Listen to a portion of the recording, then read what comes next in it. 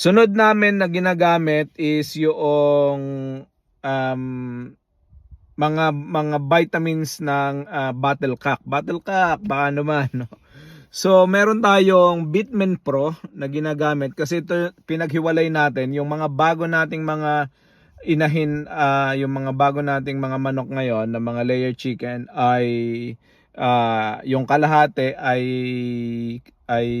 yung 600 ay MBAA ng Cubs at saka yung egg master ng nakapares niya.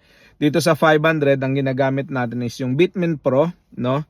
At saka yung Egg 1000 ng Battlecock, no? So Egg 1000, ito yung mga ginagamit natin na na vitamins, no. Hindi ko pa nasusubukan kung gaano ka effective yung MBAA kasi dati kasi